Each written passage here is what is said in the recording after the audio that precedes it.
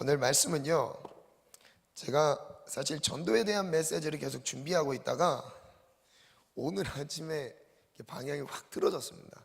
뭔가 하나님이 계속 우리 청년들에게 좀 무겁지만 주시는 말씀이 좀 분명히 있다라는 마음이 막 강하게 들어서 말씀의 내용을 좀 많이 바꿨는데요. 파수꾼의 나팔소리라는 제목으로 말씀을 한번 나누겠습니다. 본문 말씀은 에스겔서 33장 1절로 9절 말씀입니다. 말씀을 찾으시고요, 한번 말씀을 읽도록 하겠습니다. 저랑 한 절씩 교독하겠습니다. 에스겔 33장 1절로 9절 말씀입니다. 여호와의 말씀이 내게 임하여 이르시되, 인자야, 너는 내 민족에게 말하여 이르라. 가령 내가 칼을 한 땅에 임하게 한다 하자. 그 땅 백성이 자기들 가운데 하나를 택하여 파수꾼을 삼은 그 사람이 그 땅에 칼이 임함을 보고 나팔을 불어 백성에게 경고하되, 그들이 나팔 소리를 듣고도 정신 차리지 아니하므로 그 임하는 칼에 제거함을 당하면 그 피가 자기의 머리로 돌아갈 것이라. 그가 경고를 받았던들 자기 생명을 보존했을 것이나 나팔 소리를 듣고도 경고를 받지 아니하였으니 그 피가 자기에게로 돌아가리라. 그러나 칼이 임함을 파수꾼이 보고도 나팔을 불지 아니하여 백성에게 경고하지 아니하므로 그 중에 한 사람이 그 임하는 칼에 제거당하면 그는 자기 죄악으로 말미암아 제거되려니와 그 죄는 내가 파수꾼의 손에서 찾으리라. 그 죄는 누구의 손에서 찾는데요? 파수꾼의 손에서 찾으리라.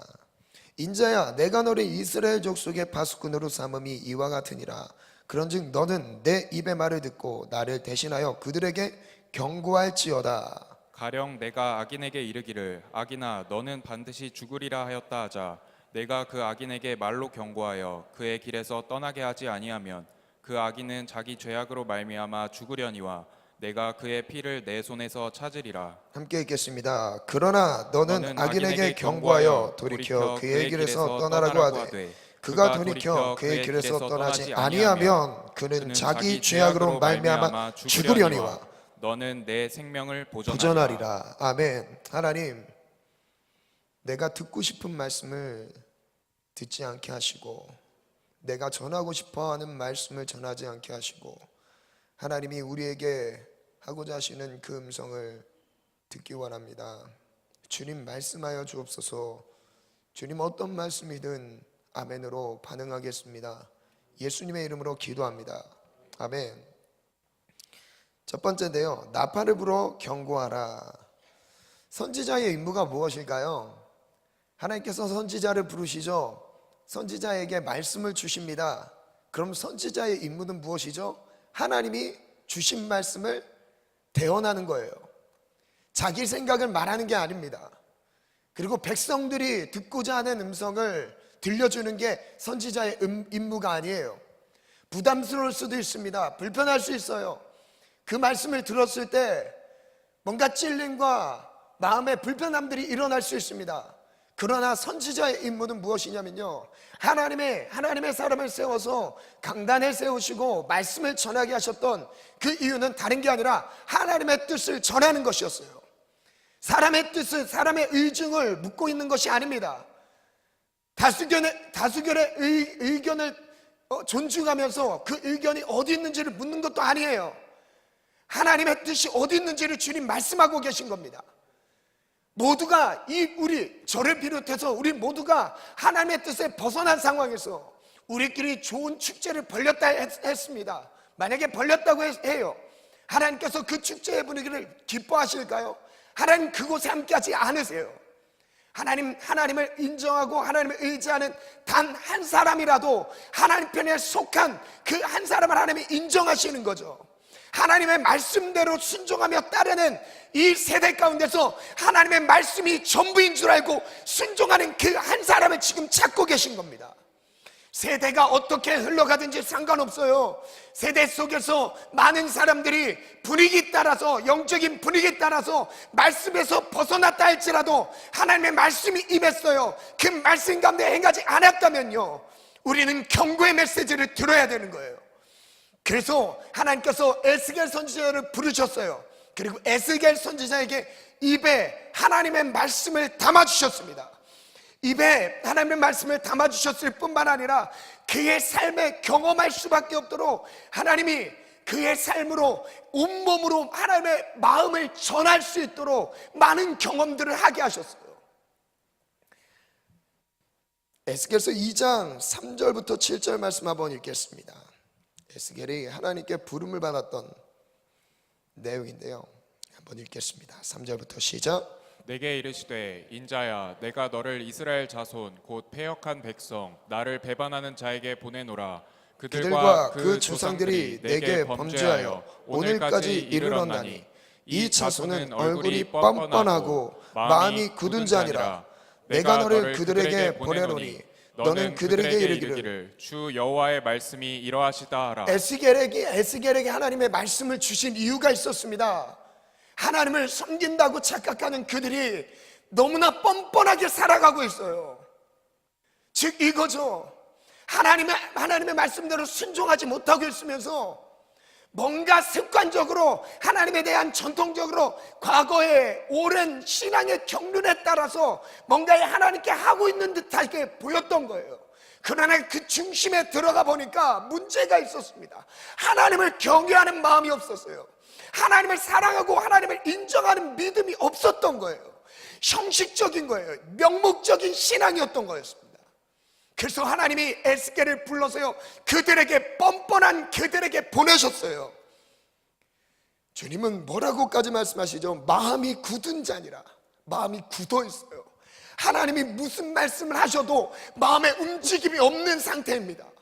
하나님의 뜻이 무엇이 기쁘신 하나님의 뜻인지 이것이 선포되고 전달되어도요, 수많은 선지자들이 그 과거에 수십 년 동안 보냈어도 움직이지 않는 마음이 굳어진 이스라엘 백성들의 마음을 패역한 상태를 말씀하고 계신 거예요.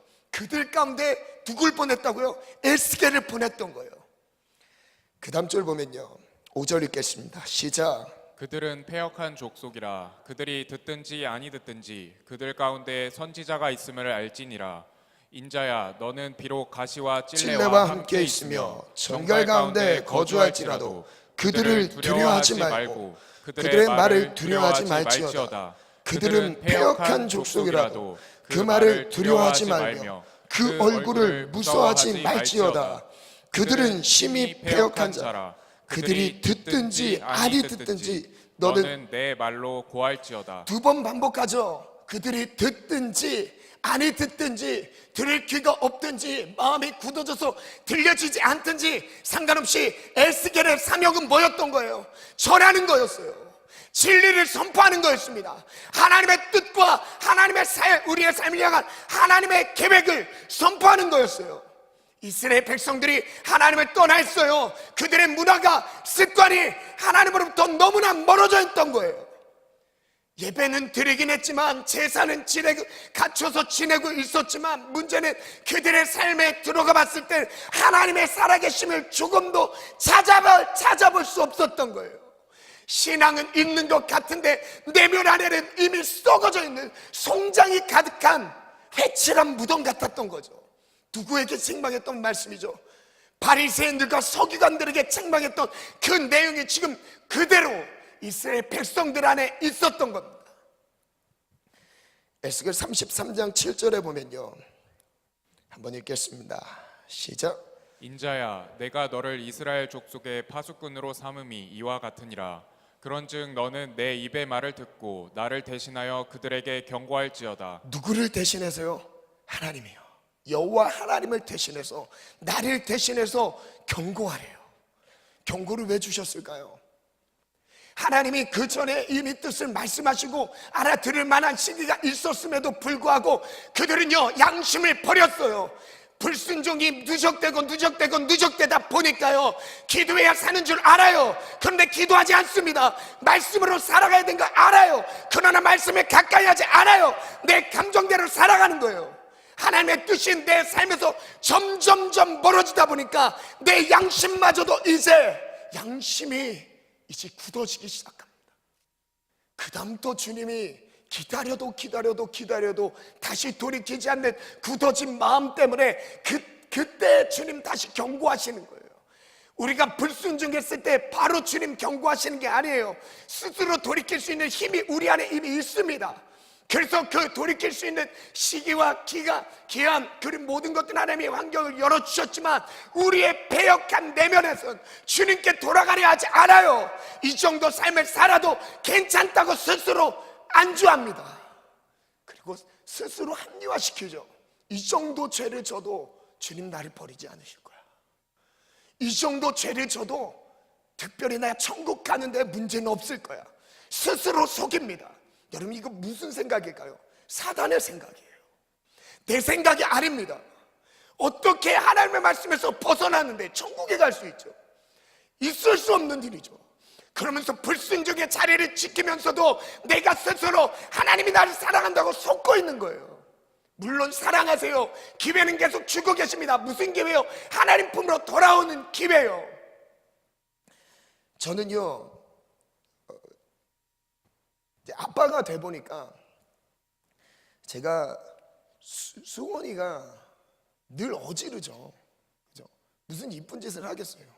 뭐 제가 밖에서 딱 들어왔을 때 뭐 막 정리정돈을 막 다 해놓고 막 기다리고 있나요? 음식을 막 장만해놓고 기다리고 있나요? 근데 달려와서 안기는 것만으로도 기뻐요. 그냥 달려와서 막 안기는 것만으로 기뻐요. 하나님에게서 우리를 향한 나를 자녀라고 말씀하시는 우리를 자녀로 하나님이 부르셨잖아요. 하나님이 내 삶을 향해서 가장 기뻐하시는 게 뭘까요? 하나님을 위해서 어떤 충성과 봉사요? 하나님이 그걸 정말 기뻐하실까요? 아닙니다. 내 삶이 하나님께 돌아가는 거예요. 하나님 품에 내가 자녀된 신분으로 안기는 겁니다. 이게 회개인 거죠. 실수를 해도 그것이 큰 문제가 되지 않아요. 그런데 제일 큰 문제가 되는 것은 하나님의 품 안으로 돌아오질 않습니다. 돌이키질 않아요. 갈라디아서 1장 6절에 보면요, 한번 읽겠습니다. 시작. 그리스도의 은혜로 너희를 부르신 이를 이같이 속히 떠나 다른 복음을 따르는 것을 내가 이상하게 여기노라. 무엇을 따랐냐고 말씀하시냐면 갈라디아 교회 사람들이 다른 복음을 따라갔대요. 여기서 말하는 다른 복음이 무엇일까요? 3장으로 한번 넘어가 볼까요? 3장 1절부터 3절까지 한번 읽겠습니다. 시작. 어리석도다 갈라디아 사람들아, 예수 그리스도께서 십자가에 못 박히신 것이 너희 눈앞에 밝히 보이거늘 누가 너희를 꾀더냐. 내가 너희에게서 다만 이것을 알려 하노니 너희가 성령을 받은 것이 율법의 행위로냐 혹은 듣고 믿음으로냐. 너희가 이같이 어리석으냐. 성령으로 시작하였다가 이제는 육체로 마치겠느냐. 갈라디아 교회 사람들이요, 예수 그리스도의 십자가의 복음을 몰랐던 게 아닙니다. 그들이 복음을 경험했어요. 부활하신 예수님을 경험한 거예요. 그리고 그로 인한 성령의 체험을 하게 되었습니다. 그런데 이 성령의 체험을 한 이후에, 복음을 만난 이후에 다시 율법으로 돌아가는 거예요. 과거의 율법을 지켜야 구원을 받는다는 그 율법적인 삶으로 돌아가는 겁니다. 그래서 이렇게 말씀하신 거죠. 너희가 이같이 어리석으냐. 성령으로 시작하였다가, 우리의 구원이 성령으로 시작하였다가 왜 다시 육체로 돌아가느냐. 근데 이거에 대해서 다시 1장으로 넘어가면 7절부터 읽겠습니다. 시작. 다른 복음은 없나니 다만 어떤 사람들이 너희를 교란하여 그리스도의 복음을 변하게 하려 함이라. 그러나 우리가 혹은 하늘로부터 온 천사라도 우리가 너희에게 전한 복음 외에 다른 복음을 전하면 저주를 받을지어다. 우리가 전에 말하였거니와 내가 지금 다시 말하노니 만일 누구든지 너희가 받은 것 외에 다른 복음을 전하면 저주를 받을지어다. 이제 내가 사람들에게 좋게 하랴, 하나님께 좋게 하랴, 사람들에게 기쁨을 구하랴. 내가 지금까지 사람들의 기쁨을 구하였다면 그리스도의 족이 아니니라. 왜 다른 복음을 전하게 될까요? 여기서 말하는 다른 복음, 이 당시 문화적으로 봤을 때, 이 배경으로 봤을 때 율법을 말하는 거예요. 할례를 또 강조해요. 할례를 받아야 구원을 받은 거다, 이런 의식, 율법을 지켜야 된다, 이걸 강조하고 있죠. 그러나 구원받는 건 그런 걸로, 그런 인간적인 노력으로 받는 게 아니라고 말씀하셨죠. 무엇으로 받아요? 예수 그리스도의 십자가의 구원, 그것이 우리의 구원이 된 거죠. 과거에 있었던 구약의 모든 율례들이 결국 결국 향하고 있는 목표 지점이 예수 그리스도의 십자가였습니다. 십자가의 복음이 전해져야 됐어요. 그러나 지금 문제는 다른 복음을 전하고 있는 거예요. 예수님의 십자가의 복음 외에 다른 것들을 강조하고 있어요. 그런 것들이 전해졌어요. 왜 그런 복음이 전해졌죠? 왜 다른 복음이 전해졌을까요? 사람의 눈치를 봤던 거예요. 사람들에게 좋게 하랴, 하나님께 좋게 하랴, 하나님께 좋게 하는 하나님 앞에 서 있는 믿음이라면요, 그 삶에 우리의 입술에서 선포하는 건 십자가의 복음이에요. 그러나 사람 듣는 것을 신중하게 뭔가를 판단하는 것 같지만 사람의 눈치를 보는 순간요, 우리는 복음을 전하지 못해요. 사람의 눈치를 보는 순간부터 우리가 정작 말해야 될, 분명하게 전해야 될 십자가의 복음을 전하지 못합니다. 하나님이 무엇을 가장 기뻐하시죠? 우리에게 공개하신 선지자들이 전했던 그 진리가 지금에 와서 우리가 전해야 될 그 진리인데, 그 진리가 무엇이죠? 예수 그리스도의 십자가의 복음이에요. 우리가 그 복음의 사명을 감당해야 되는 거죠. 하나님께서 말씀하신 것 외에 다른 것을 전하면 여러분 저주를 받습니다. 이건 제 얘기가 아니에요. 말씀이에요. 하나님께서 말씀하신 것은 예수 그리스도 십자가의 사건, 성령 충만밖에 없습니다. 그 외에 다른 신앙생활의 방법을 제시하는 그 자체가 여러분 저주를 받는 거예요. 왜냐면요, 성경 66권에서 전부 다 강조하는 게 예수 그리스도입니다. 예수 그리스도의 십자가를 계속 강조하세요. 아니, 이것만 말하고 있습니다. 다른 많은 교훈점들이 있는 것 같지만 결국 그 끝을 가보면 뭘 말하고 있는 거라고요?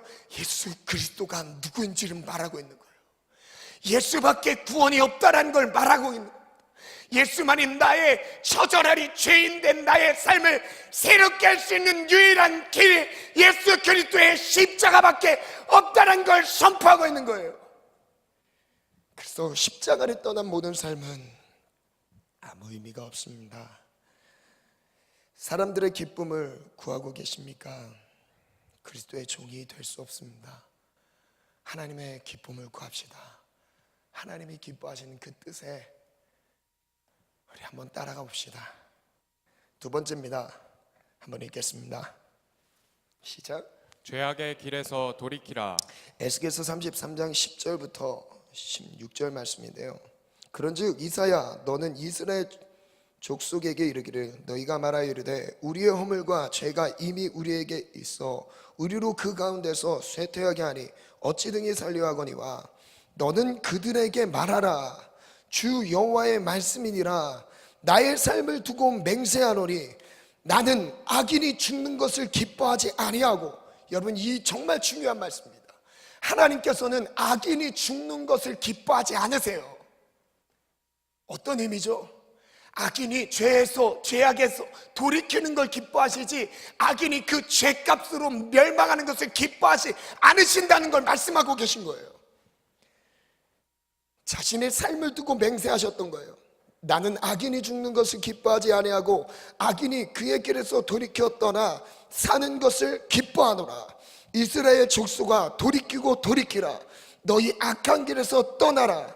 어찌 죽고자 하느냐 하셨다 하라. 12절부터 읽겠습니다. 시작. 인자야, 너는 내 민족에게 이르기를, 의인이 범죄하는 날에는 그 공의가 구원하지 못할 것이요, 악인이 돌이켜 그 악에서 떠나는 날에는 그 악이 그를 엎드려뜨리지 못할 것인즉, 의인이 범죄하는 날에는 그 위로 말미암아 살지 못하리라. 의인이 범죄하면 그 의인이 과거에 졌던 의로운 쌓아놨던 그 의로운 공덕들도요, 결국 아무 의미가 없대요. 죄악으로 말미암아 멸망한대요. 그리고 그 뒤에는요, 소망입니다. 가령 내가 의인에게 말하기를 너는 살리라 하였다 하자, 그가 그 공의를 스스로 믿고 죄악을 행하면 그 모든 의로운 행위가 하나도 기억되지 아니하리니 그가 그 지은 죄악으로 말미암아 곧 그 안에서 죽으리라. 가령 내가 악인에게 말하기를 너는 죽으리라 하였다 하자. 경고의 메시지. 너는 그 죄악 때문에 죽을 거야. 경고하셨어요. 그런데 그가 돌이켜 자기의 죄에서 떠나서 정의와 공의로 행하여 저당물을 돌어주며 강탈한 물건을 돌려보내고 생명의 율례를 지켜 행하여 죄악을 범하지 아니하면 그가 반드시 살고 죽지 아니할지라. 하나님이 죽고 살리시는 그 기준은 뭐래요? 현재입니다. 죄 가운데 있는지 죄에서 벗어났는지예요. 그 다음 한번 읽어볼까요? 16절 시작. 그가 본래 범한 모든 죄가 기억되지 아니하리니 그가 반드시 살리라.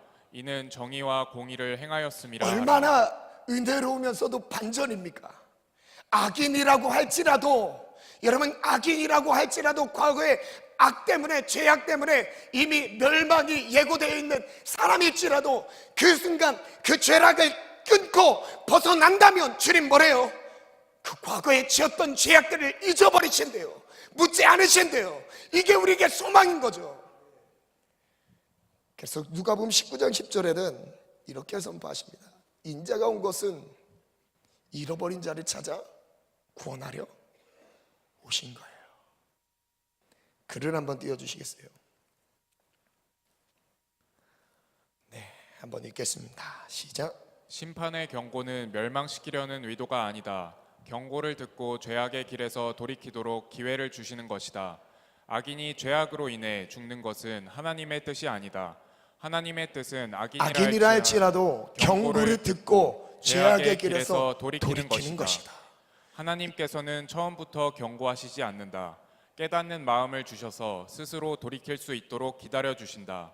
하지만 스스로 돌이킬 양심마저도 무너졌을 때 하나님은 심판을 경고하시며 마지막으로 돌이킬 기회를 주신다. 마지막으로 돌이킬 기회를 주십니다.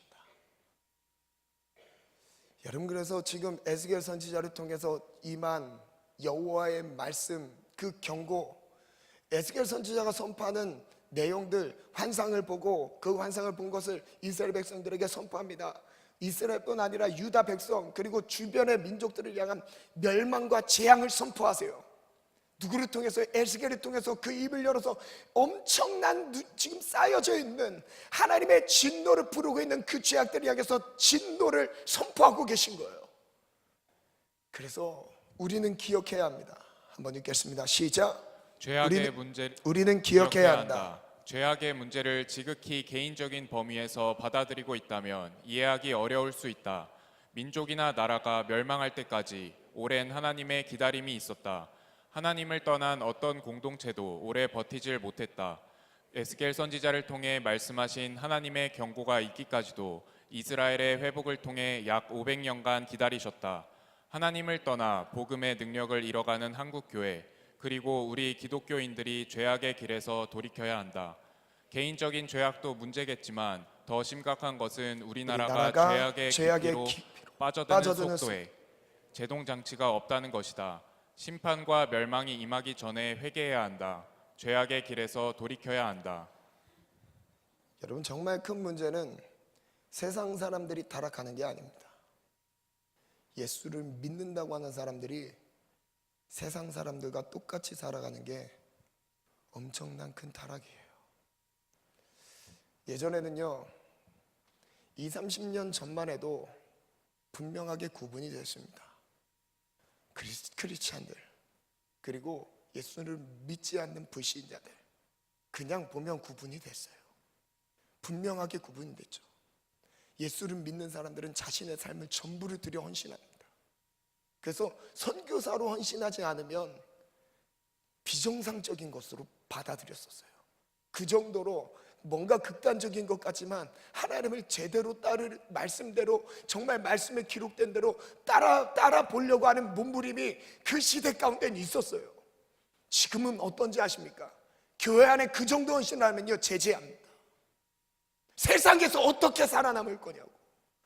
오히려 교회 안에 사람들이요, 말씀대로 순종하고 따라가는 데 있어서요, 오히려 하나님의 뜻을 따르지 못하게 된다니까요. 여러분, 지금 우리나라가 지금 타락하고 하나님을 멀리 떠나고 있는 그 죄악의 가장 큰 중심에 있는 건요, 교회의 문제예요. 교회, 즉 우리의 문제입니다. 우리 청년들의 문제예요. 하나님을 따르는 것 같지만 따르지 않아요. 주님이 가자 하시면요, 가는 것 같아도 가지 않습니다. 자기 마음대로 삶을 살아요. 자기 느낌대로, 자기 기분대로, 자기 삶에 이것만큼은 포기하지 못한다는 영역들을 만들어 놓죠. 그러면서 주님을 사랑한다고 거짓말해요. 여러분, 정말 주님 사랑하십니까? 여러분, 정말 주님 위해 살고 계십니까? 여러분, 내 내면을 여기 한번 물어보시기 바라요. 이 질문을 직면해 보시기 바라요. 내가 정말 주님을 위해 살고 있는 거 맞는지, 내가 정말 예수님을 따르고 있는 게 맞는지, 내가 정말 하나님의 왕 되심을 인정하며 주인 되심을 인정하며 살고 있는 게 맞는지 여러분 질문하시기 바라요. 여러분, 이것이 주변 사람들이 우리 신앙생활의 기준이 될 수 없어요. 우리의 신앙의 기준은요, 말씀 그대로예요. 말씀에서 벗어난 순간요, 우린 주님을 따르지 않는 거예요. 여러분, 성령 충만함으로 주님을 따라갈 수, 이 말은요, 이겁니다. 내 힘으로는 도저히 주님을 따를 수가 없어요. 절대 주님을 따르지 못해요. 예수님의 제자들을 보면 알 수 있잖아요. 마태, 마가, 누가, 요한복음에서 예수님을 열정적으로 열심히 자기의 모든 걸 버리고까지 따라갔습니다. 근데 끝까지 따르지 못했어요. 예수님 모른다고 부인하잖아요. 심지어 예수님 돈 주고 팔아버리죠. 은삼십에 팔아넘겼어요. 그리고 목매달아 죽습니다. 예수님의 제자들이면 자기 힘으로 따랐던 제자들의 모습이에요. 베드로는 어떻게 하죠? 3번 저주하면서 부인하고 도망가요. 목숨 때문에 주님 따르는 게 두려웠던 거예요. 사람들로부터 소외당하는 것 때문에 주님 따르는 게 두려웠던 거예요. 예수님의 제자들도 자기 힘으로 따라 보려고 했지만요, 따르지 못했던 게 그들 인간의 한계라는 걸 보여주고 있습니다. 그럼 우리는 어떻게 따를까요? 우린 무슨 힘으로 따를까요? 성령의 능력으로만 따를 수 있어요. 그래서 사도행전 1장 4절부터 뭐라고 말씀하시죠? 성령이 임할 때까지 기다리래요. 아버지께서 약속하신 것이 임할 때까지 기다리래요. 떠나지 말래요. 네 힘으로 갈 게 아니래요. 성령이 우리를 보내주셔야 세상 가운데 나가 승리할 수 있는 거죠. 근데 우리는 내 힘으로 공부하려고 하죠. 내 힘으로 사업을 해요. 내 힘으로 직장 생활합니다. 그러니까 스트레스를 받는 거죠. 그러니까 지치는 거예요. 온갖 근심과 걱정, 눌림, 세상의 영들에게 쥐어 터지면서요, 이 길은 아닌 것 같다는 불평, 불만, 주님이 나와 함께 하신다면 어떻게 그럴 수 있냐는 불평과 원망, 불안들이 여러분 우리의 삶에 누적되어 있습니다. 정말 주님을 따르는 건요, 내 힘으로 따를 수 없어요. 누가 함께 하세요? 보혜사 성령님이 우리와 함께 하실 때예요. 언제 함께 하시죠? 기도할 때예요. 그래서 기도하지 않는 신앙생활은 여러분이 인정하시면 안 돼요. 절대 안 됩니다. 기도하지 않고 주님을 따른다는 이 착각 자체가 여러분 사단이 지금 이 세대를 쥐고 있는 전략인 거예요. 깨어나셔야 됩니다. 기도의 삶을 살아내셔야 돼요. 청년의 때 기도하지 않으면요, 그럼 언제 기도하시게요? 백발이 되었을 때, 시간 많을 때 기도하신다고요? 그땐 기도가 될까요? 젊을 때 성령 충만함을 놓친 그 기도가요, 어찌 우리가 나이가 먹었을 때 그런 기도, 살아있는 기도를 올릴 수 있을까요? 아니에요. 지금이에요. 지금 열정이 있을 때, 지각이 있을 때, 이해력이 빠를 때, 집중력이 있을 때, 내 모든 에너지가 하나님을 위해 가장 고귀하고 주님이 원하시는 가장 아름답고 고귀한 시기로 여겨주시는 이 청년의 때예요. 주님께 집중하셔야 됩니다.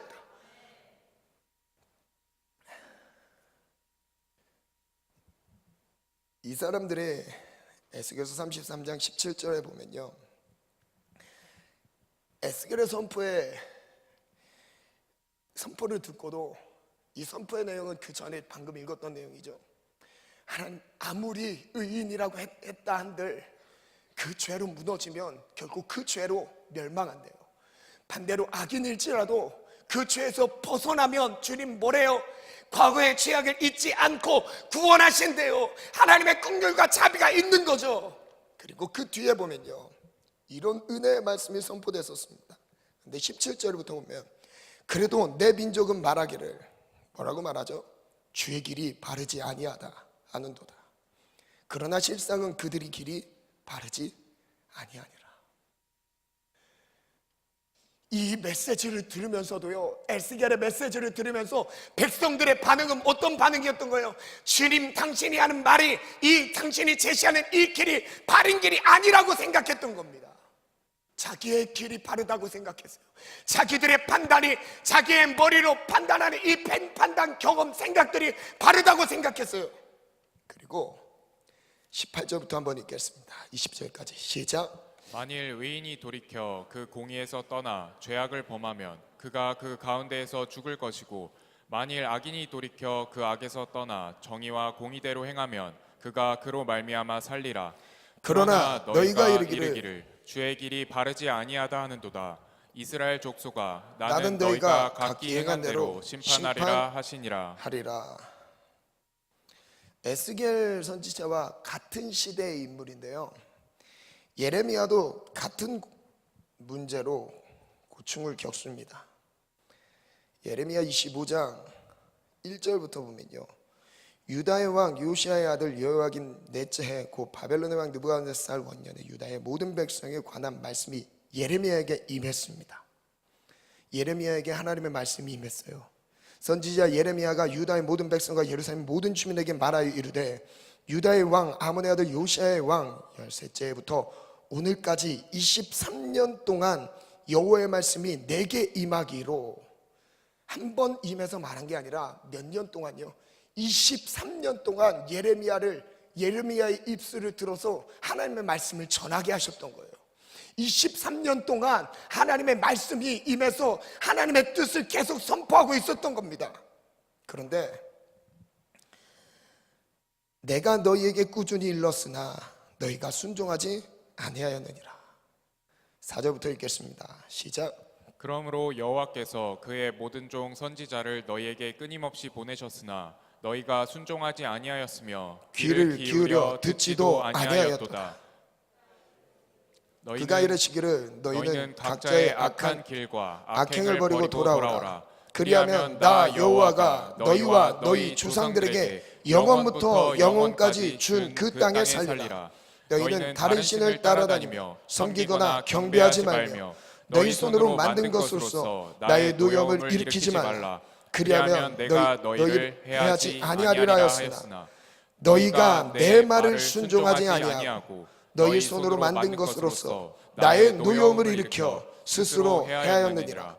여호와의 말씀이니라. 여기까지 읽겠습니다. 23년 동안 예레미야는 하나님의 말씀을 선포했습니다. 그런데 하나님의 뜻을 선포해도 반응한 사람이 없었어요. 그래서 20장에 보면, 20장 7절부터 보면, 여호와여 주께서 나를 권유하심으로 내가 그 권유를 받아 싸우며 주께서 나보다 강하사 이기셨으므로 내가 조롱거리가 되니 사람마다 종일토록 나를 조롱하나이다. 왜 조롱을 받았죠? 예레미야가 전하는 말이 듣기 싫었던 거예요. 그들의 죄를 지적하니까, 하나님으로부터 떠나 있는 그들의 상실한 마음을 지적하니까 듣기 싫은 거예요. 조롱을 받습니다. 8절 읽겠습니다. 시작. 내가 말할 때마다 외치며 파멸과 멸망을 선포함으로 여호와의 말씀으로 말미암아 내가 종일토록 치욕과 모욕거리가 됨이니이다. 예레미야가 선포를 하는데 예레미야 편에 쓰는 사람이 없는 거예요. 즉 하나님의 편으로 돌아온 사람이 없는 겁니다. 오히려 하나님의 말씀을 전할수록 치욕과 모욕거리가 돼서 오히려 사람들에게 구경거리가 되고 있는 겁니다. 그런 다음에 9절에 예레미야가 치욕과 모욕거리가 되기 싫어서 이런 결단을 했었나 봐요. 한번 읽겠습니다. 시작. 내가 다시는 여호와를 선포하지 아니하며 그의 이름으로 말하지 아니하리라 하면 나의 마음이 불붙는 것 같아서 골수에 사무치니 답답하여 견딜 수 없나이다. 답답하여 견딜 수 없을 만큼 하나님의 말씀을 주십니다. 저는 오늘도 그런 마음이 들었습니다. 하나님, 제가 오늘 마지막으로 메시지를 전한다면 오늘 내가 하나님 어떤 말씀을 전해야 됩니까?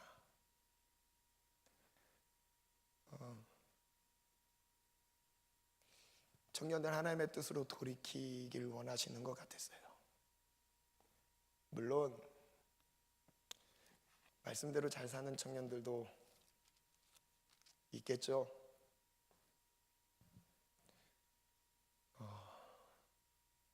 여러분, 근데 시대가 너무나 악합니다. 시대가 너무 악해요. 우리가 깨어있지 않으면 내가 지금 하나님 말씀 안에 있는지 말씀 밖에 있는지도 분별하기 어려운 시대입니다. 내가 성령 충만하지 못하면 주님을 따르고 있는 줄로 착각할 수 있는 충분히 그런 시대를 살고 있습니다. 여러분, 갖춰져 있는 게 너무 많잖아요. 예배를 드리는데 음향시설, 조명, 건물 정말 많이 갖춰져 있어요. 그래서 우리는 성전에만 달려나오면 돼요. 따로 수고할 필요 없죠. 예배 시간이 여러분 어떤 의미로 다가오시죠? 여러분, 정말 하나님을 만나는 이 예배라고 여기고 계십니까? 예배 시간, 여러분 이건 정말 기본적인 거 아닌가요? 여러분, 하나님과의 관계 안에서 내가 예배를 드려요. 여기에 하나님이 계십니다. 만약에 여기에 대통령이 있다고 생각해 봐요. 아니, 정말 세상에서 우리가 인정해야 될 어른이 이 강단에 섰다고 생각해 봅시다. 여러분, 예배 시간 늦으십니까? 학교 수업 시간부터 무탄 취급 받고 있는 예배예요. 지금 학교 수업은요, 지각할까봐 벌벌 떨면서요, 결석할까봐 벌벌 떠는데요, 하나님의 이름은 지역적으로 땅에 떨어져 버렸습니다. 여러분, 정말 하나님의 인격적으로 하나님을 인정하고 계신가요? 여러분, 나를 위해서 십자가에 매달려 죽으신 분이 예수님이에요. 하나님이 자기의 전부를 내어주신 분입니다. 세상의 그 어떤 것과 바꿀 수 없는, 세상을 통째로 다 얻은다 할지라도 주님과 바꿀 수 없는 분이야. 주님과 바꿀 수 없는 분, 그분을 만나는 시간입니다. 여러분, 나의 예배는 괜찮은가요? 내가 지금 드리고 있는 이 예배, 찬양, 기도, 말씀, 여러분 모든 순서 하나님 앞에 괜찮은 시간 맞으십니까? 하나님이 이 예배를 받으신다는 확신이 있으세요? 확신이 없는데 왜 나오시죠? 새 가족들은 모를 수 있습니다. 여러분, 오해 없이 들어주시기 바라요. 만약에 새 가족이 우리 예배에 딱 들어왔을 때 청년들이 예배하는 걸 보고 배웁니다. 오래된 지체들이 예배 드리는 모습을 보고 배웁니다. 제가 예배 드리는 모습을 보고 배우게 됐어요. 왜냐하면 예배에 대한 경험이 없잖아요. 여러분, 내 예배 때도록 어떤 메시지를 전하고 있으시죠? 에스겔서 8장 5절부터에 보면요,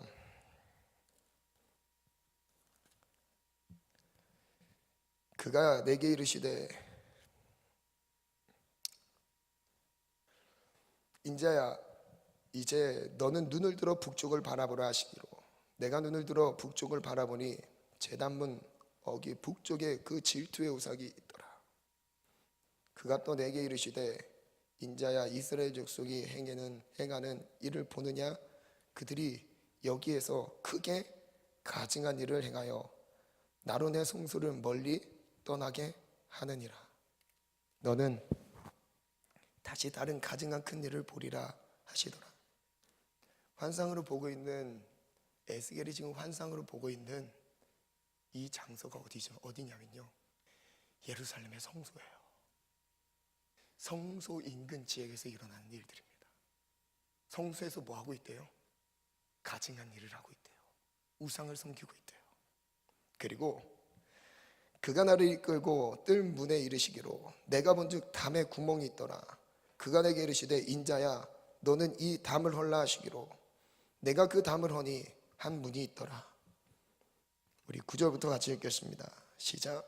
또 내게 이르시되 들어가서 그들이 거기에서 행하는 가증하고 악한 일을 보라 하시기로 내가 들어가 보니 강양 고충과 가증한 짐승과 이스라엘 족속의 모든 우상을 그 사방 벽에 그렸고 이스라엘 족속의 장로 중 70명이 그 앞에 섰으며 사반의 아들 야하사냐도 그 가운데에 섰고 각기 손에 향로를 들었는데 향연이 구름같이 오르더라.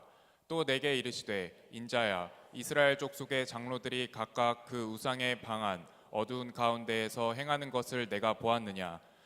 들이 이르기를 여호와께서 우리를 보지 아니하시며 여호와께서 이 땅을 버리셨다 하느니라. 또 내게 이르시되 너는 다시 그들이 행하는 바 다른 큰 가증한 일을 보리라 하시더라. 심지어는 이전에는 백성들이 가증한 일을 행했는데 지금 읽은 장면은 장로들 70명이 가증한 일을 하고 있는 거예요. 성전에서 하나님 우리를 안 보고 계신다. 우상을 섬기고 있습니다. 그리고 그가 또 나를 데리고 여호와의 전으로 들어가는 북문에 이르시기로 보니 거기에 여인들이 앉아 담수를 위하여 애곡하더라. 우상이죠. 그가 또 내게 이르시되 이제 내가 그것을 보았느냐 너는 또 이보다 더 큰 가증한 일을 보리라 하시더라. 16절 읽겠습니다. 시작. 그가 또 나를 데리고 여호와의 성전 안뜰에 들어가시니 보라 여호와의 성전 문 곧 현관과 제단 사이에서 약 25명이 여호와의 성전을 등지고 낯을 동쪽으로 향하여 동쪽 태양에게 예배하더라. 또 내게 이르시되 인자야 내가 보았느냐 유다 족속이 여기에서 행한 가증한 일을 적다 하겠느냐. 그들이 그 땅을 폭행으로 채우고 또 다시 내 노여움을 일으키며 심지어 나뭇가지를 그 코에 두었느니라. 그러므로 나도 분노로 갚아 불쌍히 여기지 아니하며 긍휼을 베풀지도 아니하리니 그들이 큰 소리로 내 귀에 부르짖을지라도 내가 듣지 아니하리라. 여호와께는 부르짖는 행위는 있었나 봅니다. 근데 주님은 듣지 않으신대요. 이게 지금 이 모습은 예루살렘 하나님을 섬기는 하나님을 만나는 장소에서 일어나는 일들입니다.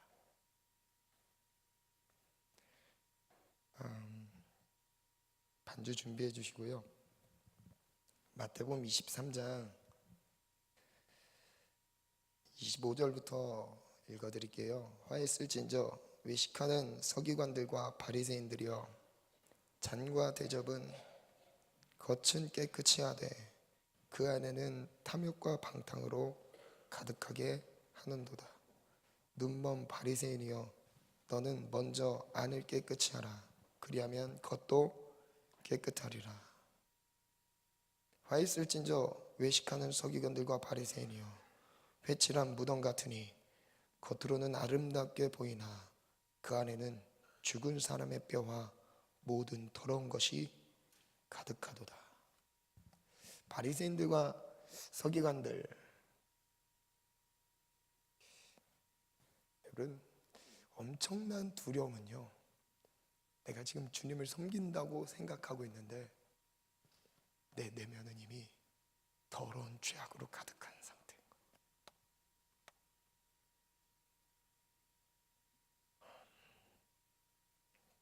반주해 주시겠어요? 여러분 예배 드리는 이 행위가 내가 지금 정말 하나님을 만나고 있는 시간 맞으십니까?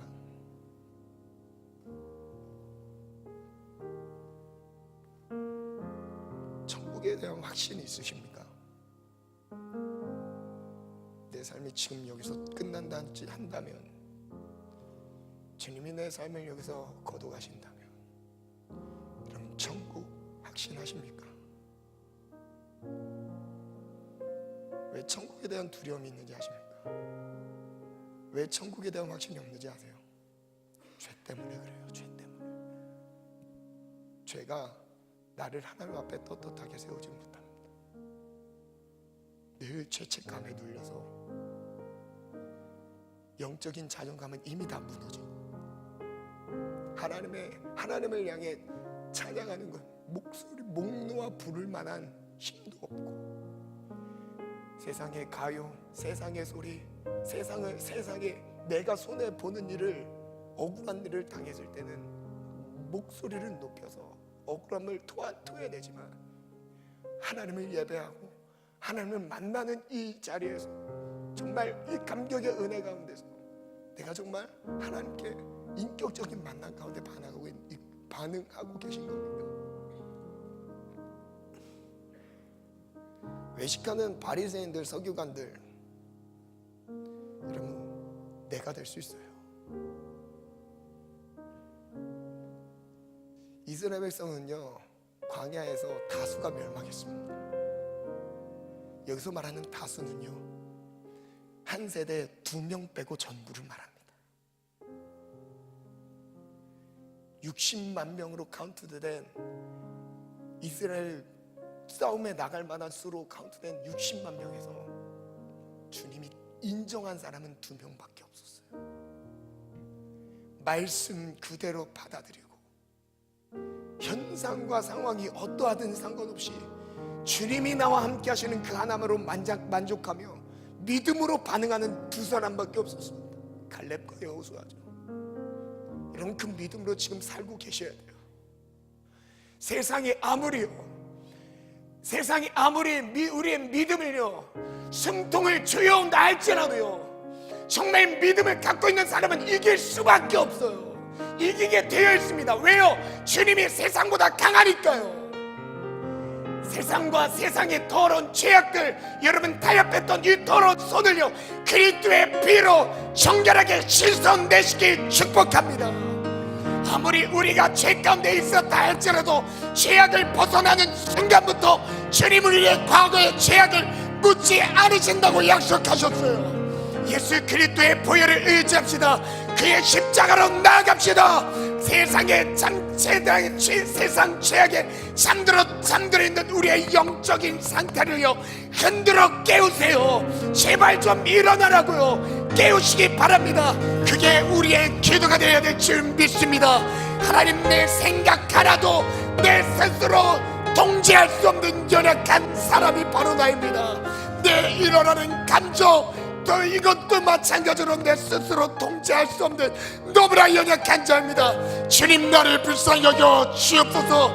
주님이 파수꾼의 나팔 소리를 듣고 하나님의 말씀편으로 들어가게 도와 주옵소서. 말씀 아래 보호받기 원합니다. 말씀과 기도의 삶 깨어나시오다. 깨어나시오다. 우리 같이 주님 3번 찾고 힘하여 기도합니다. 주여, 주여, 주여.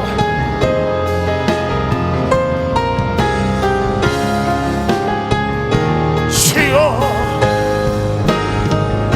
겉은 멀쩡한 것 같아 보이지만 매일매일 우리의 몸은 씻어도 우리의 영혼, 주님, 우리의 영혼 어떡합니까? 나의 영혼 살려 주옵소서. 더러운 세상의 죄악을 잡아서 깨어나 시어다. 결단합시다. 지금 내가 듣고 싶은 말을 들어야 될 때가 아닙니다.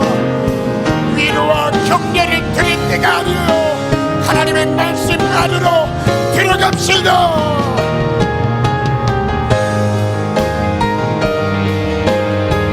주님, 사람은 자기 행위가 악함으로 빛보다 어둠을 더 사랑하였느니라. 우리 안에 있는 어둠을 사랑하는 그 마음이 죄악을 불러옵니다. 하나님, 내 내면도 예수님의 보혈로 깨끗하게 씻어 주옵소서.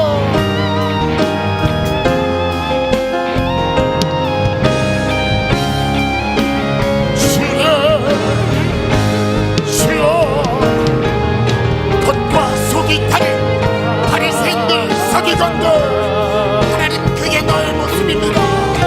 주님을 따르는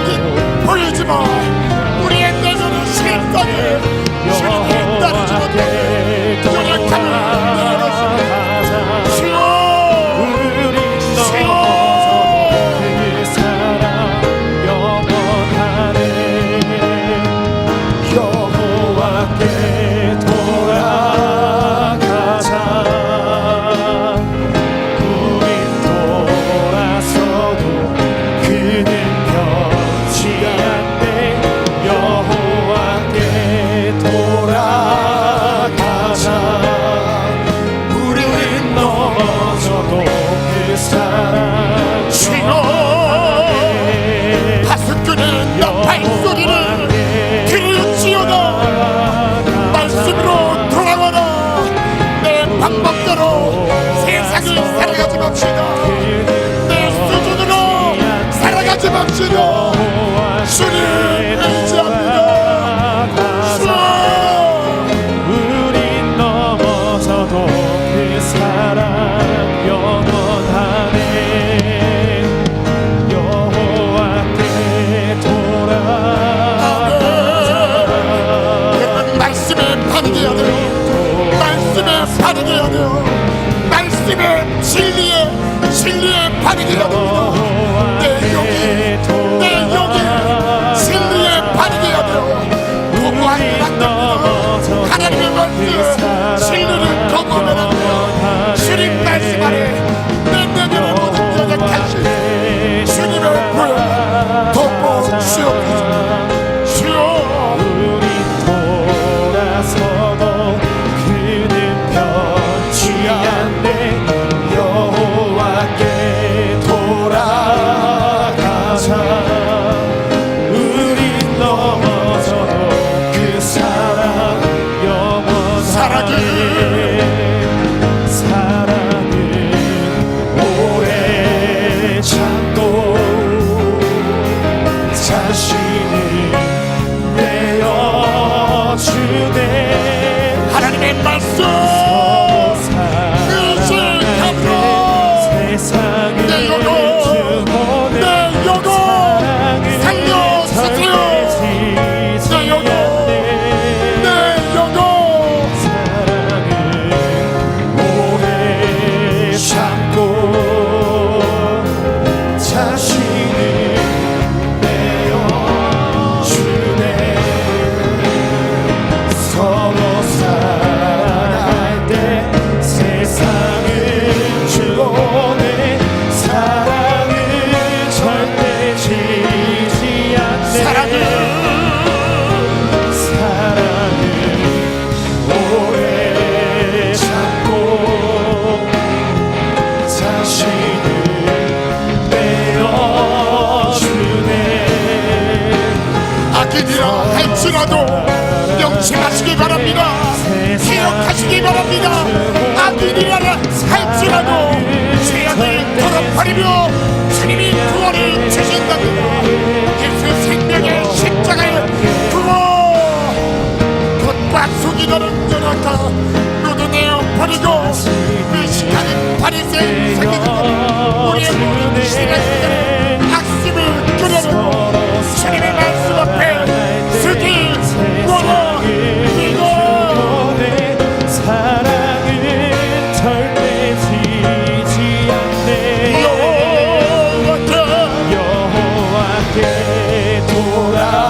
돌아가자.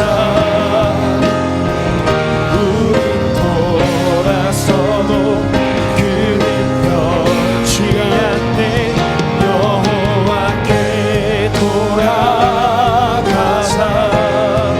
우린 넘어져도 그 사랑 영원하네.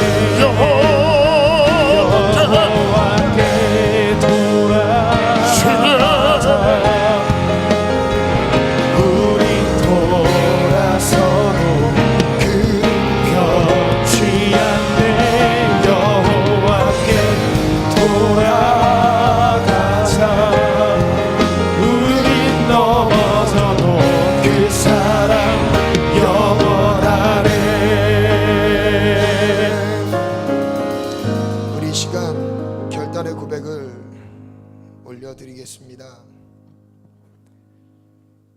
기도 제목에 한 주 동안의 결단을 하나님께 올려드릴 분들이 있다면 주님 앞에 일어섬으로 고백했으면 좋겠습니다. 첫 번째 기도 제목에 해당하시는 분들이 있으면 자리에서 일어나시기 바랍니다.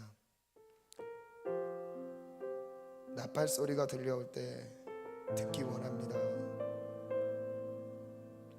하나님께서 말씀하신 것 외에 듣지 않겠습니다. 하나님의 말씀을 들을 수 있는 귀를 열어 주옵소서. 하나님의 말씀을 듣고 즉시 반응할 수 있는 믿음을 주옵소서. 기도 제목이 있으신 분들은 자리에서 일어나시겠습니다. 결단과 함께 일어나시기 바랍니다. 두 번째 기도 제목입니다. 내가 살아가는 방법을 내 스스로 의지하지 않게 하시고 하나님의 방법대로 살아가게 하소서. 죄악의 길에서 돌이킬 힘을 주옵소서. 제 안에 너무나 힘이 없음을 느낍니다. 죄악의 악습을 끊을 수 있는 힘을 주옵소서. 하나님의 경고를 감사히 들으며 돌이킬 수 있는 힘을 주옵소서. 결단하신 분들은 자리에서 일어나시겠습니다. 마지막 도전입니다. 이거는 개인의 차원의 문제가 아닙니다. 우리가 아무리 깨어있다 할지라도 나라가 망한다면, 나라가 전쟁이나 잿더미로 사라진다면 여러분, 나의 신앙은 어떤 의미일까요? 나라를 위해 기도합시다. 하나님, 우리나라가, 우리 한국교회가, 우리 한국의 크리스찬들이 말씀 안에, 말씀 그대로의 신앙을 회복할 수 있도록 도와주옵소서. 순수한 처음 주님을 만났던 그때의 신앙을 회복시켜 주옵소서. 이 나라의 민족을 불쌍히 여기시고 하나님께 돌이키게 도와주옵소서. 중보기도의 제목이 있으신 분들은 자리에서 일어나시겠습니다. 이 시간 말씀을 의지해서 결단과 함께 시간 기도 제목들, 각자 기도 제목들을 올려드리고 말씀을 의지하여 기도하겠습니다. 하나님께서 우리의 결단을 보시고 악인이라 할지라도 오늘 결단하여 죄악을 도려내는 순간 주님은 과거의 죄악을 잊지 않으시고 우리를 예수 그리스도의 보혈로 의롭다 칭해 주십니다. 우리 믿음으로 나아갑시다. 오늘 말씀을 의지하면서 우리 다 같이 주님 세 번 합심해서 통성으로 기도합니다. 주여, 주여, 주여.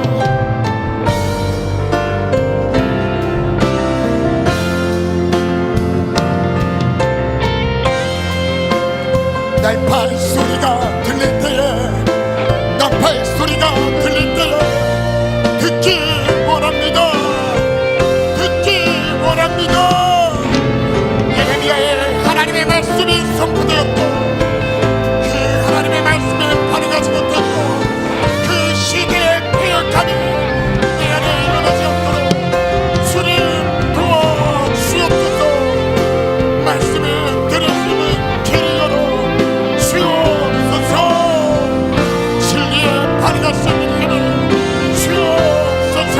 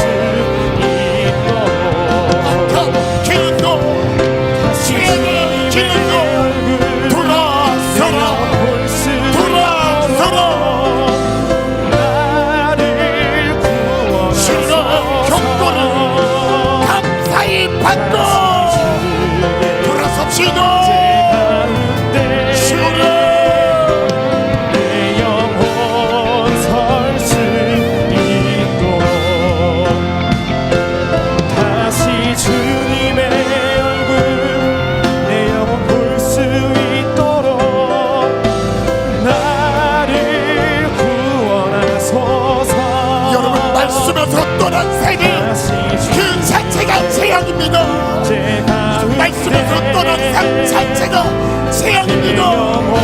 하나님, 나의 영을 붙들어 주옵소서. 주님의 얼굴 내 영혼 볼 수 있도록 나를 구원하소서. 다시 주의 임재 가운데 내 영혼 살 수 있도록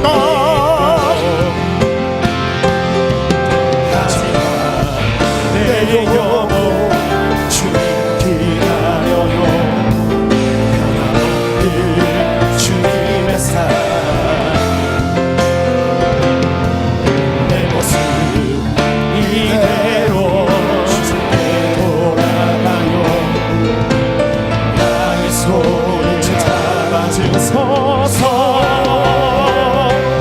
다시 주님의 얼굴 내 영혼 볼 수 있도록 나를 구원하소서.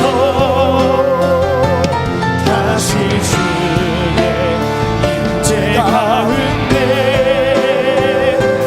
내 영혼 살 수 있도록 내 영혼 주님 기다려요. 변하는 주님의 사랑 내 모습 이대로 주께 하나님을 인정합시다. 하나님 잡아주소서. 다시 주님의 얼굴 내 영혼 볼 수 있도록 나를 구원하소서. 다시 주의 임재 가운데 내 영혼 살 수 있도록 다시 주님의 얼굴 내 영혼 볼 수 있도록 나를 구원하소서. 다시 주의 임재 가운데 내 영혼 살 수 우리 다 같이 사랑합니다. 하지만 내 영혼 주님 기다려요. 변함없는 주님의 사랑 내 모습 내 모습 이대로 주께 돌아요. 나의 손을 잡아주소서. 다시 주님의 얼굴 내 영혼 볼 수 있도록 나를 구원하소서. 다시 주의 임재 가운데 내 영혼 살 수 있도록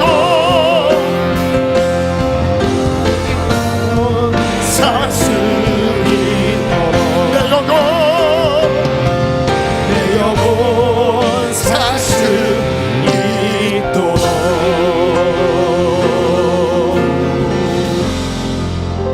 하나님, 내 안에 끊임없는 죄악, 그 죄악 앞에 무너지지 않게 하시되 성령 충만하면 정복할 수 있습니다. 기도하면 성령 충만하면 이길 수 있습니다. 내 방법대로 주님 따르지 않게 하시고 마지막 때에 파수꾼의 나팔 소리를 들을 수 있도록 우리의 귀를 열어주세요. 굳어진 마음을 녹여주시고 부드러운 마음으로 바꿔주옵소서. 언제든 주님 말씀하실 수 있도록 주님 말씀 들을 귀를 열어주옵소서. 감사 찬양합니다. 예수님의 이름으로 기도합니다. 아멘. 주님께 영광의 박수 올려드리겠습니다.